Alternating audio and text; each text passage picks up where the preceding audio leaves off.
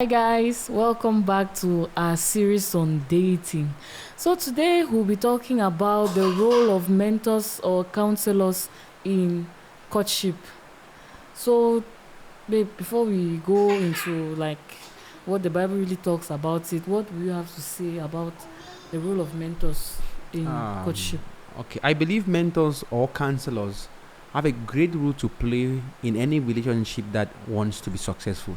Just like all of us, if you want to be, you want to excel in any area. Let's say you want to become a footballer. The next thing in mind maybe is to go to a football school where you have coaches or trainers to train you, or you want to do medicine. For example, you go to a good medical school and you have professionals train you. In the same way, if you want to have a good marriage, if you want to have good relationship, good and quality relationships, is but wise or normal for you to meet good counselors that will help you to understand what marriage is all about, to help you know how to behave in a marriage or what is expected of you in a marriage. So I think counseling is something we cannot overemphasize. We cannot say much. Like it's commonly said, counseling, I mean, courtship succeeds under supervision or under supervision, yes. Okay. So personally Yeah. for our courtship, how what can you really say that practically how mentoring or counseling helped you? Like, what was the mind you had before about courtship that going for counseling helped you to help wipe your help to change your mentality about? Yeah. Um, the courtship helped me in many ways, and one of them, I'll just list a few, is that it helped me to have a mindset of a man. What does a man do in a home? What is expected of a male in his house? So, I mean, you have the idea vaguely, but in courtship they help expound it clearly and say, okay, this is what a man should do. This is the behavior that is proper for you to uphold as a head of the home. Because usually we assume that because we are men, we know how to take care of the home. Is not true. But doing courtship, they got to teach me and help me see what are my responsibilities in a home if when I get there, and it also helped me to remove some. I had funny mindset, of course, of what marriage was all about and who a woman was. And in courtship, they help you to be able to love the woman appropriately, because if you're a man, you have a way you think that the woman sees love, but she has her own perspective. In courtship, they helped me realize that earlier, and also they opened me to a lot of books where I was exposed to a lot of books and I got to read them. I got to understand the idea behind marriage, the idea behind being the head of the home, and the responsibilities, and also how to make sacrifices for your home. So it helped me a lot of, and in a nutshell, that's the mindset I had. I had a different mindset before courtship and after courtship. And I knew that also they told me in my work with my counselors, I realized that a successful marriage needs work.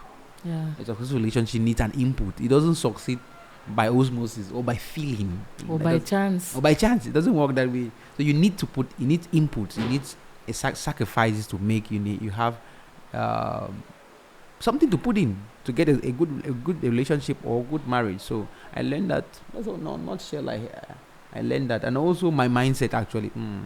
I had a poor mindset, so they helped me. And another area I learned was they help us how to resolve conflict or how to Yes. resolve misunderstanding properly. Because if I'm not sure I would have been able to resolve things correctly if I was not helping that area too. Yes, and also how to deal. I mean, I learned a lot how to deal with my in-laws, how to handle external influences in my family. I mean, there were a lot of things I learned there that I could not have learned, and these are things that could have affected our marriage negatively if I didn't learn them. To me, knowing my husband, who he was before, and getting into courtship with him and going through the counseling, like I could practically see how his life was changing, how his character was changing. Like the more counseling we went in for, the more of a husband I saw in him. Not that he wasn't a husband material like we usually say before, but I saw that going for counseling made him to be a finer husband. Like it helped me to even love him more. And on my own part, how did counseling help me? How did it help me practically? Okay, I had this mind that, okay, when we get into a relationship, we're all about loving each other, all about the butterflies in your belly. Like, it would just be this romantic type. But it helped me to see some things that we were overlooking.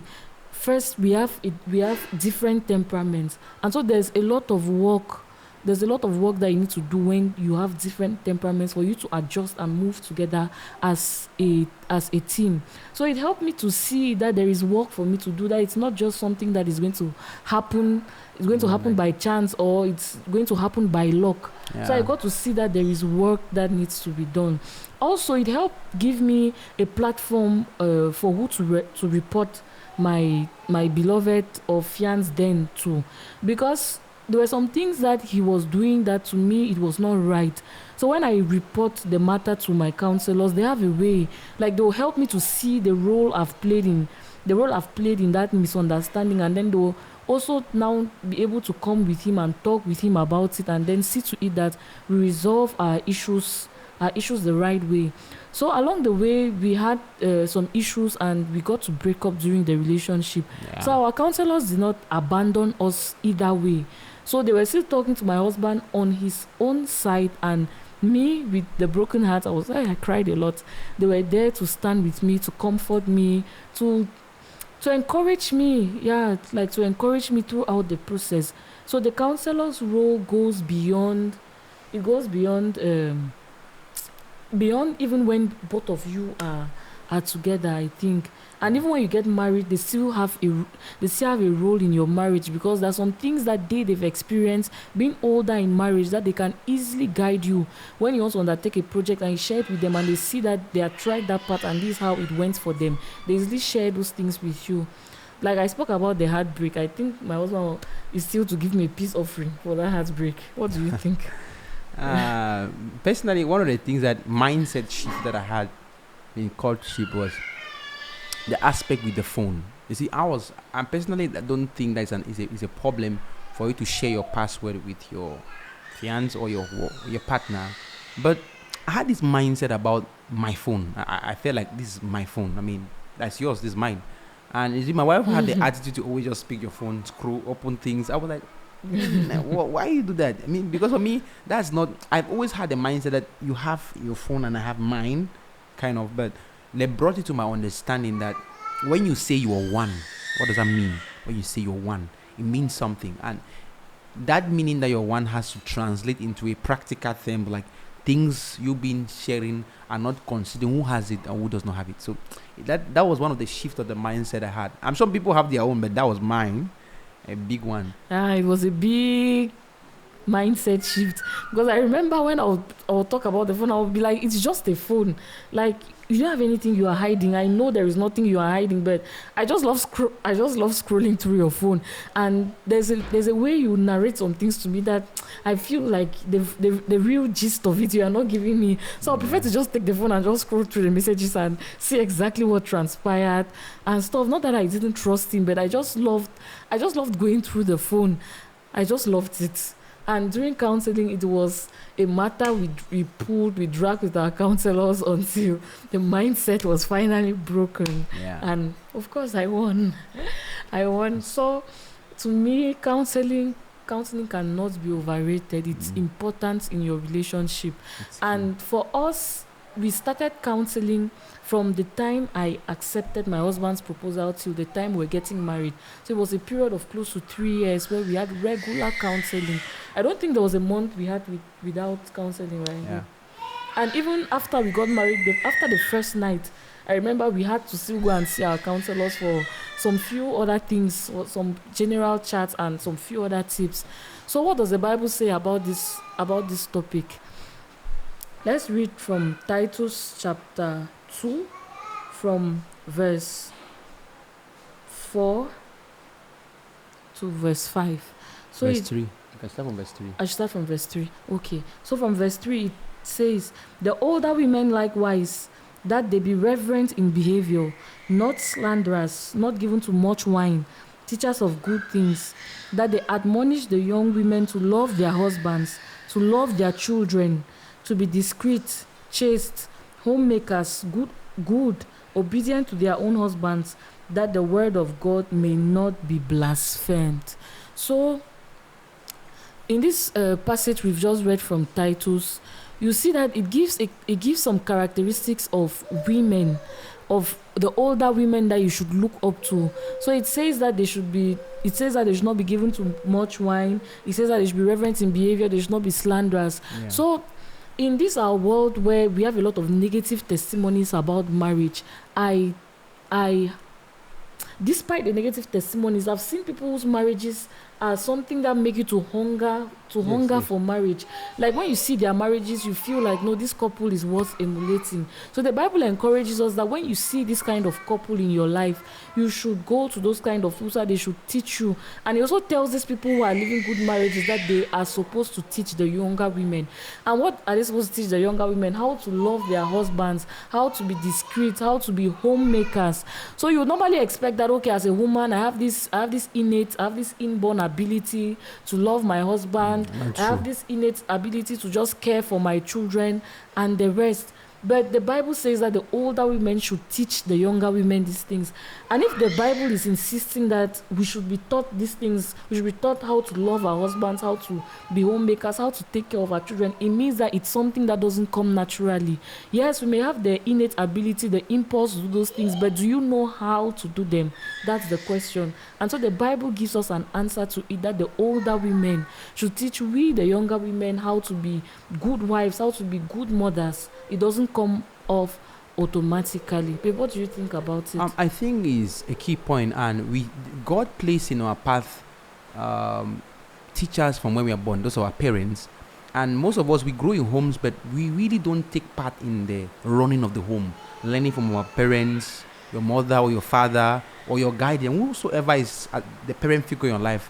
So without knowing, you're already creating a loophole in your life when you get married. But if you take out time and follow your mom will also teach you some of these things before your counselor comes, and then maybe do some fixing of what you have learned. But your mom is there to teach you and guide you how to be a good wife, how to manage the home. There are some ladies that I have met. They have nothing to do how the home is being run by their mom. They are always out in the air. I mean, they come home, they don't even ask their mother's question. They don't have time they spend with their mom for their mom to teach them. The first teacher God placed in our path is your mom, and your parents, and then later on, there are other people that will come into the picture to complement what your parents are doing, but you must not take that for granted. If you are out there, you are not having a good relationship with your parents, you will not be able to learn from them, and those are our first teachers that God placed to be able to help and guide us. So make sure you make use of your parents. And also, from if you read throughout the Bible, you will notice that when God wants to help somebody, He sends your way another person. Yeah. And it's a biblical way. When God wanted to help David, for example, He sent Samuel to teach him how to become a king. He also sent him through the way of King Saul to stay with him and see how a king is supposed to carry himself. It's the same way when you want to get into you want to have a family. You need people to help you. You need people to guide you for you to understand what family is all about, what a marriage is all about. And you have to also be willing to listen and learn from these people that God will place along your path. I believe that as you're listening, God in His mercy will send people along your way. Make sure you learn from them. Make sure you receive them appropriately. And God is going to give you a blissful relationship. And I think that we all need help. I was very surprised when I came across this verse that let the older women teach the younger women how to love their husbands. We usually believe that the woman loves, you hear stories about the woman loves, kind of things like that. But the Bible contradicts that. Because for you to love, for you to, express a certain kind of love, a certain kind of behavior, you have to be taught. So I believe that if you desire a good relationship, desire a good marriage, if you want to have a wonderful dating experience, make sure you get good counselors, make sure you get mentors, make sure you see your authority figures in your life, your parents, your pastors, and whoever is acting in a sense like an authority figure. Make sure you see them, and don't neglect good counseling. Seek a counselor that will walk you people through through a good course, walk you people through biblical based relationships, and I tell you, are going to have an amazing marriage. For us, after we have been married for a while, we now do post-marital counseling. Like, I mean, you meet your counselors that tell you what, I mean, the marriage phase itself look like. So we are not caught by surprise and other things you should be expecting. For me, I believe that those who learn keep learning and improve themselves and keep getting better. Our objective as Christians is it should be to do well, irrespective of the means God placed on your path.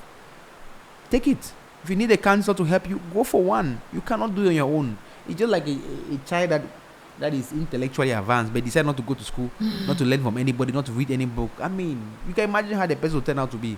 No matter how you are initially gifted, you will not do much. You will not do much actually. But when you have a good coach that come your way, good counselors, good mentors that come your way, they are going to bring out the best version of you. So try counseling.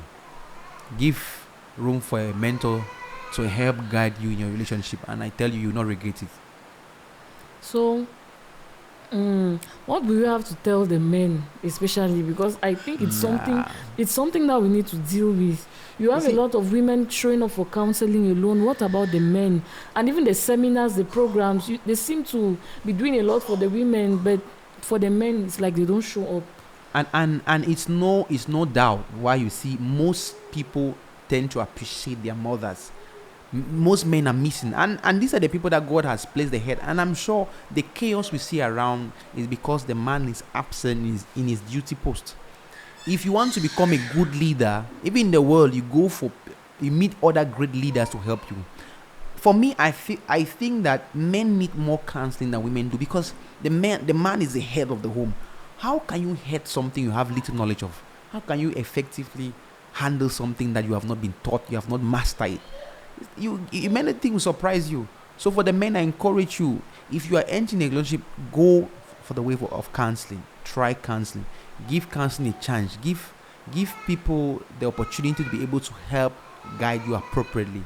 And I'm very sure you're going to make a wonderful husband. You're going to make a father that your children will keep talking about, like Abraham. I tell you, you're going to be an example your children want to emulate. Not that will just shun you in their life. They don't make mention of you. It's sad what men are doing today. They refuse to be helped by God and by other men that God has placed along their path because of their ego. I mean, I think it's mostly pride that prevents men from learning. Yeah. Looking back, if when I think what our marriage would have become without counseling, I think would have been in a very hot boxing ring, especially in those first years of our marriage. Many people say the first years of a marriage are the most difficult years, but to be candid with you, that sometimes that I long for those early years of our marriage, because it's like we're just new into it. How can I even say, it was just us two, the children were not yet there. Not that I don't like that the children are here now. It's a new season, but I still feel that if I had the opportunity to choose, I'll still do the early years with my husband, because it was hitch free, if I can put it that way.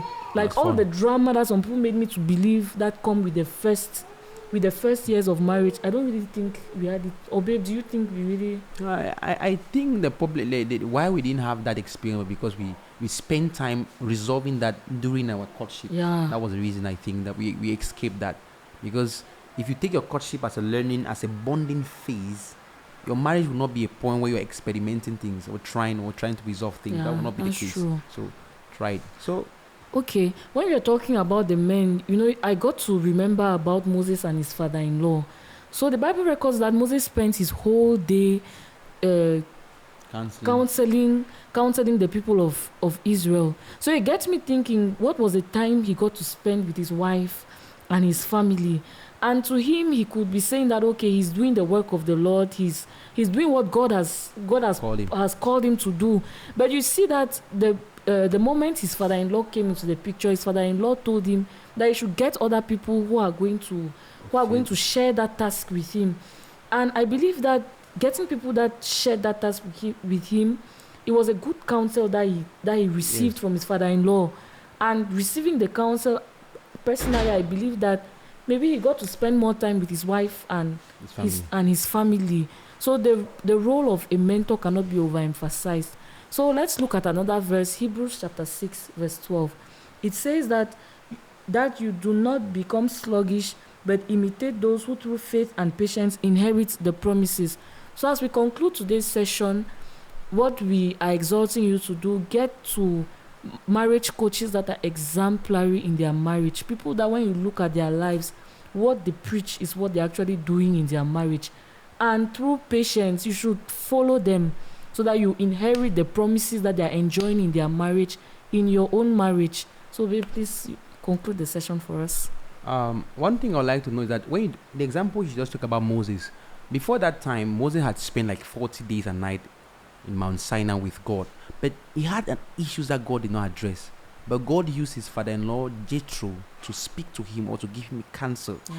There are many things that God will not speak to you directly, but will use men to speak to you, because God has to always lead us through the corridor of humility. And one of the ways is that he used another person to talk to you. So God will use people to want to give you the best option that he has for you. But the question is, are you going to listen? Are you going to give them a listening ear? Are you going to take heed to their counsel? And if you do, you are going to see that you're going to experience something else. You're going to experience a bliss in your marriage and beyond your marriage as well. In your workplace, your job, in all these areas, you're going to experience something that people say it wasn't normal. So thank you for listening. Thank you for tuning in. And if you like our content, please do subscribe, share, and also make your comments on the comment section below. I'll be happy to hear from you and tell what you think about counseling. Or are you considering mentorship? Are you considering having a counsel in your relationship? What do you think? So just leave your comment on the comment section below. So thank you. God bless you. Bye-bye.